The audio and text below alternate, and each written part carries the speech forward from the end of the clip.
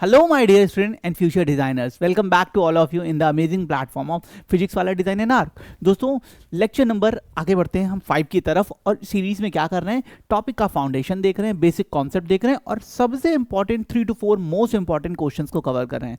मुझे पूरी उम्मीद है सीरीज आप लोग के लिए बहुत हेल्पफुल होगी और पेपर जैसे जैसे करीब आता जाएगा लास्ट के दिनों में सीरीज को जरूर थोड़ा सा वेटेज दीजिएगा बच्चों, क्योंकि मोस्टली यही क्वेश्चन आते हैं।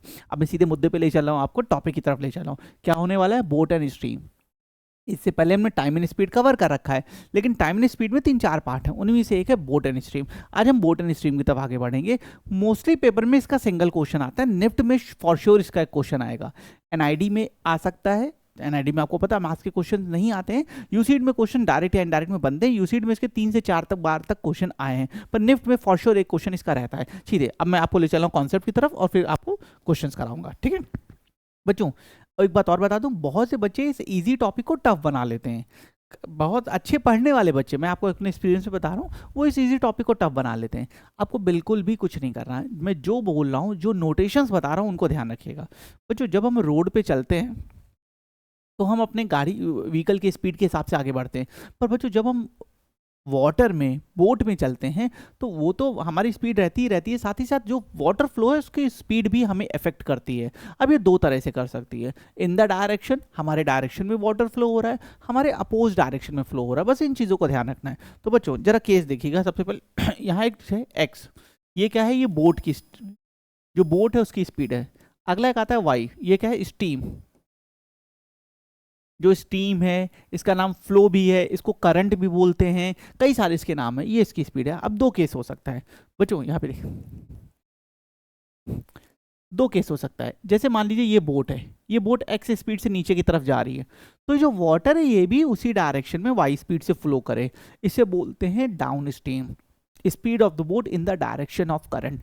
करंट बोले, फ्लो बोले, स्टीम बोले, वाटर स्पीड बोले, सब कुछ एक है बेटा। तो एक केस ये हो सकता है, इसे डाउन स्ट्रीम बोलते हैं। पर एक केस ये से भी तो हो सकता है, बोट तो नीचे जा रही थी पर वाटर ऊपर की तरफ बह रहा था, अपोजिट डायरेक्शन में बह रहा था। तब क्या होगा, तब हमें ज़्यादा प्रेशर लगाना पड़ेगा।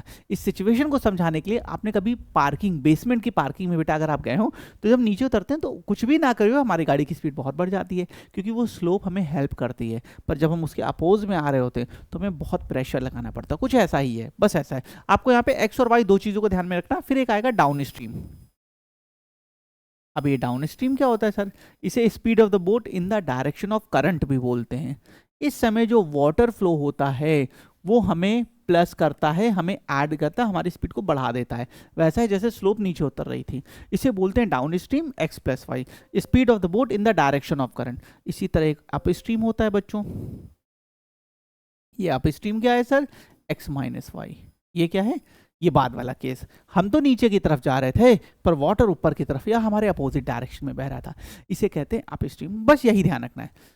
X speed of the boat, Y speed of the current, down stream X plus Y हो जाएगा, up stream X minus Y, इसके सिवा कुछ भी नहीं। डाउन स्ट्रीम का एक नाम और है speed of the boat in the direction of current, up stream का एक नाम और speed of the boat in the opposite direction. इसके सिवा कुछ भी ध्यान नहीं रखना, सब हो जाएगा दोस्तों। सीधे क्वेश्चन पे ले चल रहा हूँ, ठीक है। अ boat can travel with a speed of, ठीक है, मैंने क्या दिया है, x दिया है, क्योंकि x क्या था सर, x तो स्पीड ऑफ द बोट था, y speed of the current था, तो x है। इफ द स्पीड ऑफ, अच्छा y कितना दिया है सर, y 4 दिया है, ठीक है। Find the time taken by the boat to 68 kilometre down stream. हमें x दिया, हमें y दिया है, हमसे क्या पूछा, टाइम। अब बच्चों टाइम किसके बराबर होता है sir, time distance upon speed के बराबर होता है। हमें टाइम निकालना है, डिस्टेंस कितनी है, 68 है। अच्छा, अब हम जब वाटर में जा रहे हैं तो हमें डाउन स्ट्रीम और अप स्ट्रीम पता होना चाहिए। हमें क्या जाना है, डाउन स्ट्रीम, हमें डाउन स्ट्रीम। और डाउन स्ट्रीम में क्या करते हैं, एक्स प्लस वाई, तो क्या कर देंगे 13 + 4। क्या लिख रहा हूँ, t is equal to the 68 upon we have 17, ठीक है।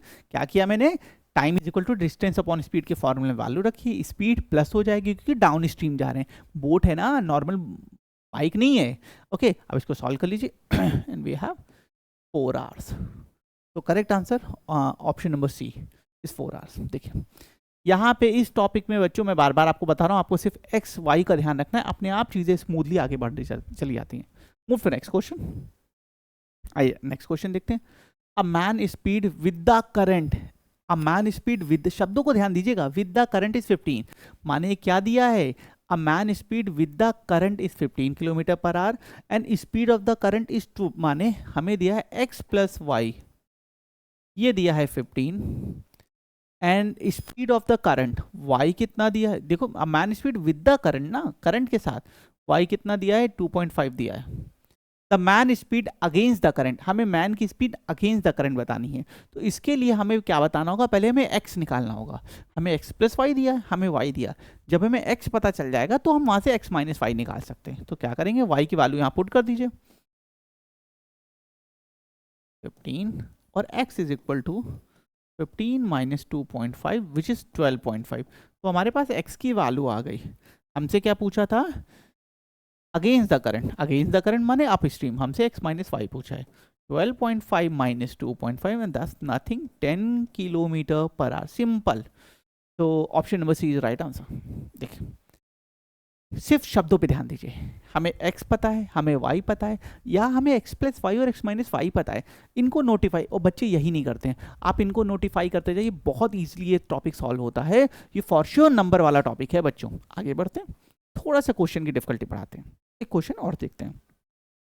अ boat running down stream cover a distance of 16 kilometre, माने जब भी वो डाउन स्ट्रीम जा रही है तो वो 16 किलोमीटर की डिस्टेंस को 2 आवर्स में कवर करती है। अच्छा स्पीड क्या होगी सर उस समय x प्लस वाई, भाई डिस्टेंस तो 16 है, टाइम 2 है और स्पीड x प्लस वाई होने वाली है। While the covering the same distance upstream, इसी डिस्टेंस को जब अप स्ट्रीम में, माने 16 kilometre, speed x minus y हो जाएगी बच्चों, same distance, it take 4 hours, तो उसको 4 आवर्स लग जाते हैं। ओके ठीक है, हमने बेसिक डेटा हम यहाँ पे एनालाइज कर रहे हैं। What is the speed of boat in the still water, हमें x की वैल्यू चाहिए, हमें स्पीड ऑफ द बोट बताना है, स्टिल वाटर का मतलब y0, चलो ठीक है, इक्वेशन बना लेते हैं। तो हेयर वी हैव, इधर लिख दे रहा हूँ, देखिए 16 is equal to 2 upon x plus y, 16 is equal to 4 upon x minus y, यही तो बोला है बाई डिस्टेंस जो हमारे यहाँ पे, okay okay okay okay sorry, time इधर था, एक मिनट, टाइम ये 2 आवर्स टाइम है, मैंने उल्टा लिख दिया, 2 is 16 upon x plus y, 4 is equal to 16 upon x. अब आप दोनों, अब चाहे कुछ करो बेटा, दोनों को डिवाइड कर दो, दोनों 16 वैल्यू को सेम कर दो, कुछ भी कर सकते हो, मैं दोनों को डिवाइड कर दे रहा हूँ।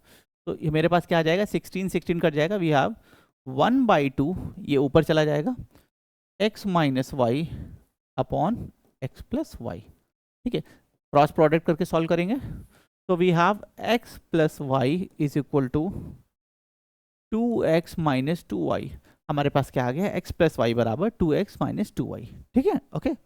और अब इसको सॉल्व करेंगे तो वेरिएबल एक साइड कर ले, तो y को एक साइड, x को एक साइड करेंगे, तो we have y plus 2y बराबर 2x minus x, 3y is equal to the x, तो x बराबर आ गया 3y, लेकिन हमें आंसर चाहिए था, पर ये तो वेरिएबल के फॉर्म में आ गया बच्चों, हमें तो आंसर चाहिए था और ये तो वेरिएबल के फॉर्म में आ गया, क्या करें, देखो यहाँ पे हमें क्या चाहिए था, हमें तो आंसर निकालना था, पर हमने जब डिवाइड किया तो ये वेरिएबल के फॉर्म में आ गया। मतलब हम अगर इस इक्वेशन को डिवाइड कर दे रहे हैं तो कहीं ना कहीं गलत कर रहे हैं, चीज़ें नहीं बन रही हैं। तो एक कुछ और देखते हैं, वैसे हमारे पास डेटा इंडिकेट ऑप्शन है, लेकिन एक चीज़ और हिट करने की कोशिश करते हैं कि सर अगर मैं डिवाइड ना करूँ तो क्या बेनिफिट होगा। तो देखते हैं, यहाँ से मैं डायरेक्ट लिख रहा हूँ, देखिएगा, तो we have x plus y, मैं बता दूँ कि वहाँ से क्या फ्रेमिंग हो पा रही है नहीं, ये समझाने के लिए 8, और यहाँ से आ जाएगा x minus y is equal to the 4। जब हमने दोनों को डिवाइड नहीं किया बच्चों तो हमारे पास ये आ गया, इक्वेशन नंबर 1 को यूज करके हमने कितना निकाल लिया, x प्लस वाई बराबर 8 और x minus y is equal to हमारे पास 4 आ गया, ठीक है। अब इन दोनों इक्वेशन को ऐड कर दो, जैसे ऐड करोगे y और y कट जाएगा, we have 2x is equal to the 12, so x is equal to the 12/2 and we have 6 kilometre per our.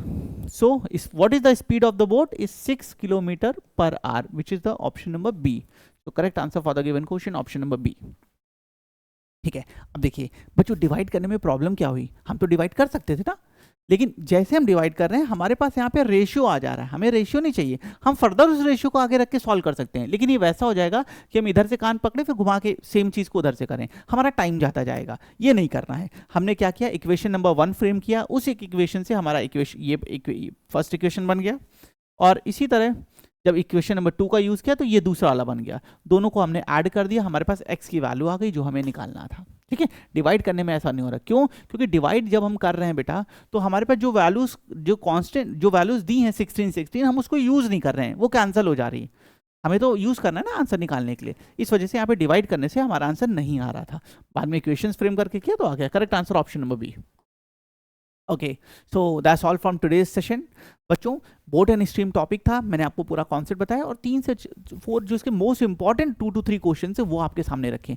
इस टॉपिक को अच्छे से पहले देखिएगा, फिर इन क्वेश्चंस को 2 से 3 बार लगाइएगा। देखिए, ये हो सकता है क्वेश्चन अलग हो, नंबर्स अलग हो, लेकिन फ्रेमिंग यही होगी, मदर इक्वेशन यही होगा, ये श्योरिटी है बच्चों। आई होप ये सीरीज, ये सेशंस आपके लिए हेल्पफुल हो रहे होंगे और आपको बहुत कॉन्फिडेंस मिलेगा जब पेपर टाइम पे आप इन क्वेश्चंस को लगाएंगे और आप देखेंगे आप कर पा रहे हैं, क्योंकि यही आते हैं और हम वो कर पा रहे हैं तो हमारा कॉन्फिडेंस कहीं ना कहीं एक नेक्स्ट लेवल पे जाएगा। मिलता है नेक्स्ट सेशन में। Thank you.